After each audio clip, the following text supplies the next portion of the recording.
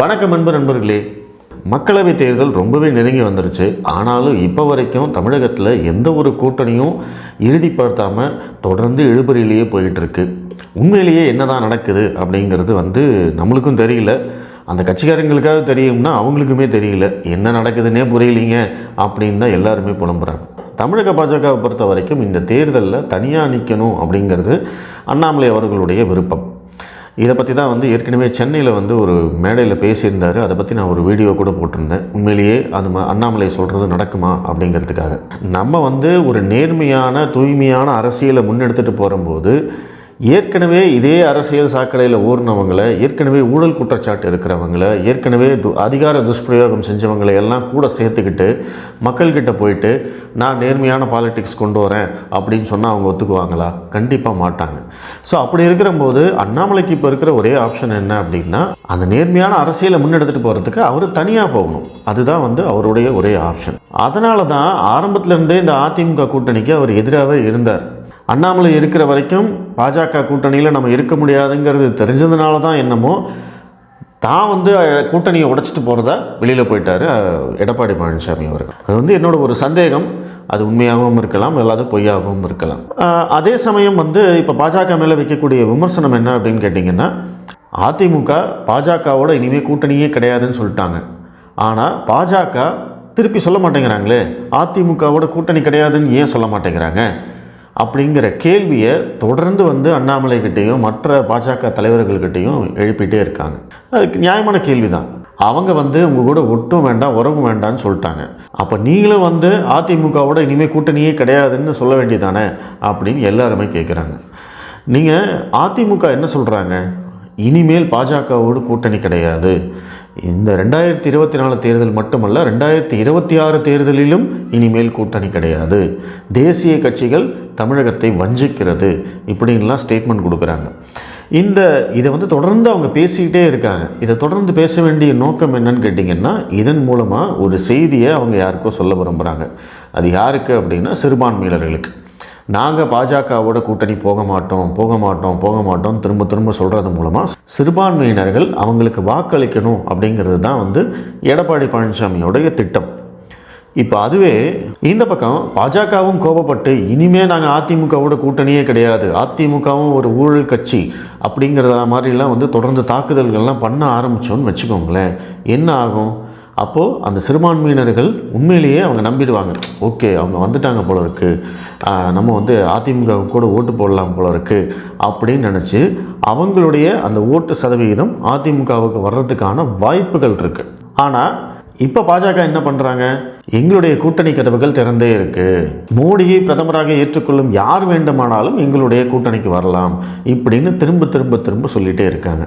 இன்னொரு பக்கம் திமுக என்ன பண்ணுறாங்க அப்படின்னா, அதிமுக பாஜகவோடு ரகசிய கூட்டணியில் இருக்கிறது, தேர்தல் முடிஞ்ச பிறகு மறுபடியும் அவங்களோட கூட்டணி போயிடுவாங்க அப்படின்னு சொல்லி அவங்க ஒரு பிரச்சாரம் பண்ணுறாங்க. அப்போது சிறுபான்மையினர்கள் மத்தியில் ஆகட்டும், இல்லை அதிமுக வாக்காளர்கள் மத்தியிலேயே ஆகட்டும், அவங்களுக்குள்ள ஒரு குழப்பம் இருக்குது. இவங்க உண்மையிலேயே பிரிஞ்சுட்டாங்களா, இல்லை பிரிகிற மாதிரி நடிக்கிறாங்களா, என்னதான் நடக்குது அப்படிங்கிற அந்த குழப்பம் இருக்குது. பாஜகவுடைய செயல்பாடுகள் அந்த மாதிரியான ஒரு குழப்பத்தை ஏற்படுத்துகிற மாதிரி இருக்குது அப்படிங்கிறது உண்மை. இதை எல்லாருமே ஒத்துக்குவாங்க. இதை செய்கிறதன் மூலமாக பாஜகவுக்கு என்ன நன்மை அப்படிங்கிற கேள்வி இருக்குது. முதல் விஷயம், சிறுபான்மையினர் ஓட்டுகள் அதிமுகவுக்கு வராமல் தடுக்கிறது. ஏங்க, சிறுபான்மையினர்கள் அத்தனை பேருமே திமுகவுக்கு ஓட்டு போடுறாங்க. அப்படி இருக்கிறபோது அந்த சிறுபான்மையினர்களில் கணிசமான பேர் அதிமுகவுக்கு ஓட்டு போனால் நல்லது தானே, அந்த ஓட்டு ரெண்டாக பிரியும் இல்லை, திமுக பலவீனம் அடையும் இல்லை அப்படின்னு நீங்கள் நினைக்கலாம். ஆனால் திமுக பலவீனம் அடைகிறத விட அதிமுக பலமாக கூடாது அப்படிங்கிறது தான் இங்கே இருக்கக்கூடிய அரசியல் கணக்கு. அதுதான் முக்கியம். பாஜகவுடைய முதல் டார்கெட் என்ன? அதிமுக தான். அவங்க தான் இப்போதைக்கு 2ஆம் இடத்துல இருக்காங்க. நீங்கள் முதல் இடத்துக்கு போகணுன்னா முதல்ல 2ஆம் இடத்துல இருக்கிறவங்கள முந்தணும். அப்போது அந்த 2ஆம் இடம் இருக்கிறவங்களை பலவீனப்படுத்தணும் அப்படின்னா அதற்கான சில வேலைகளை செஞ்சே ஆகணும். அது ஒரு காரணம். இரண்டாவது காரணம், இப்போ நடக்க போகிறது மக்களவைத் தேர்தல். யார் பிரதமர் அப்படிங்கிறது தான் இன்றைய விவாத பொருள். பாஜக ஓட்டர்ஸும் சரி, அதிமுக ஓட்டர்ஸும் சரி, ஒரே பேஸ்கெட்டில் இருக்கிறவங்க தான், ஒரே கூடையில் இருக்கிறவங்க தான். அவங்க எல்லாருக்குமே ஒரே எண்ணங்கள் தான் இருக்கும். தேசியம் அப்படிங்கிறது அவங்களுக்குள்ளே இருக்கக்கூடிய பொதுவான ஒற்றுமை. அப்படி இருக்கிறபோது இன்றைக்கி அதிமுக கூட்டணியை முறிச்சிட்டாங்க, வெளியில் போயிட்டாங்க, நம்மளை விமர்சிக்கிறாங்க அப்படிங்கிறதுக்காக பாஜகவும் கோபப்பட்டு அதிமுக தலைவர்களை எல்லாரையும் திட்ட ஆரம்பித்து விமர்சிக்க ஆரம்பித்தாங்க அப்படின்னா அது என்ன ஆகும்? அதிமுகவுடைய ஓட்டர்கள் வாக்காளர்கள் இருக்காங்க இல்லைங்களா, அவங்களுக்கு பாஜக மேலே ஒரு வெறுப்பு வரும். அந்த மாதிரியான வெறுப்பு வந்துருச்சுன்னா அப்போ அவங்க என்ன பண்ணுவாங்க? அவங்களுடைய மொத்த ஓட்டையும் அவங்க அதிமுகவுக்கே போடுவாங்க. ஆனால் இப்போது இந்த குழப்பத்தில் இருக்கிற போது நாளைக்கு ஜெயிச்சாலும் கண்டிப்பாக கூட்டணி போயிடுவாங்கப்பா. அண்ணாமலை இந்த தலைவர்களையெல்லாம் பற்றி பேசுகிறாரு. ஆனால் மற்றபடி மோடியோ அமித்ஷாவோ இப்போ ஒரு கடைசி வரைக்கும் அவங்க அதிமுகவுக்காக வெயிட் பண்ணிகிட்டு இருக்கிறாங்க. இவர் தான் முறுக்கிட்டு இருக்கிறாரு அப்படிங்கிற அந்த மென்டாலிட்டி அதிமுகவுடைய வாக்காளர்கள் மத்தியில் இருக்கும். அதே சமயம் தேர்தல்னு வரும்போது யார் பிரதமர் அப்படிங்கிற கேள்வி இருக்குது. அந்த கேள்விக்கு எடப்பாடி பழனிசாமி அவர்களால் பதில் சொல்ல முடியாது. இப்போ இருக்கிற தனியாக நிற்கிற அதிமுகவால் பதில் சொல்ல முடியாது. அவங்க எங்களுக்கு ஓட்டு போடுங்க, மாநில கட்சிக்கு ஓட்டு போடுங்கன்னு வேணால் கேட்கலாம். ஆனால் இங்கே 2024 களமே வேறு. மோடியா இல்லை ராகுலா இல்லை இந்திய கூட்டணியா, அந்த மாதிரி தான் களமே இருக்க போகுது. அதிமுக அப்படிங்கிறதே பார்த்திங்கன்னா ஒரு பொருட்டே இல்லாமல் போகக்கூடிய வாய்ப்புகள் இருக்குது. அவங்க கண்டிப்பாக ஓட்டு வாங்குவாங்க, அதெல்லாம் நான் இல்லைன்னு சொல்லலை. ஆனால் இந்த களத்தில் விவாதம் போட்டி அப்படின்னு வரும்போது பார்த்திங்கன்னா அதிமுக அங்கே இருக்க மாட்டாங்க அப்படிங்கிறது தான் அண்ணாமலை அவர்களுடைய கணக்கு. ஸோ அப்படி இருக்கிறம்போது அதிமுக ஓட்டர்ஸ்களில் ஒரு குழப்பம் இருக்கும், ப்ளஸ் பாஜக மேலே ஒரு சாஃப்ட் கார்னர் இருக்கும், மோடிங்கிற ஃபேக்டர் இருக்கும். இதெல்லாம் சேர்த்து அதிமுக ஓட்டர்ஸ் என்ன பண்ணுவாங்க அப்படின்னா பாஜகவுக்கே ஓட்டு போடுறதுக்கான வாய்ப்புகள் இருக்குது. அவங்க என்ன நினைப்பாங்க? இது பிரதமருக்கான தேர்தல், மக்களவை தேர்தல், நம்ம பாஜகவுக்கு ஓட்டு போடுவோம். நாளைக்கு எப்படி இருந்தாலும் அதிமுக மறுபடியும் போய் சேரத்தானே போகிறாங்க, சட்டமன்ற தேர்தலில் நம்ம இரட்டை இலைக்கு ஓட்டு போட்டுக்கலாம் அப்படின்னு நினைக்கக்கூடிய வாக்காளர்கள் நிறைய பேர் இருப்பாங்க. அப்படிங்கிறது தான் அண்ணாமலை அவர்களுடைய கணக்காக இருக்கும். இந்த 2 காரணங்களால் தான் அதிமுக கூட்டணிக்கு நாங்கள் கதவை மூடிட்டோம், இனிமே அதிமுகவோட ஜென்மத்திலையும் கூட்டணி கிடையாது அப்படிங்கிற மாதிரியான எந்த ஒரு வார்த்தையையும் பாஜக தலைவர்கள் பயன்படுத்துவதில்லை. இவங்க எத்தனை தடவை திரும்ப கேட்டாலுமே எங்களுக்கு கூட்டணி கதவுகள் இப்போ வரைக்கும் திறந்துருக்குங்க, மோடி பிரதமராக யார் ஏற்றுக்கிட்டாலும் வாங்க அப்படின்னு அழகாக கூப்பிட்டுருக்கார். இந்த ராஜதந்திரம் அண்ணாமலை அவர்களுடையதா பாஜக அவர்களுடையதா அப்படின்னு கேட்கலாம்.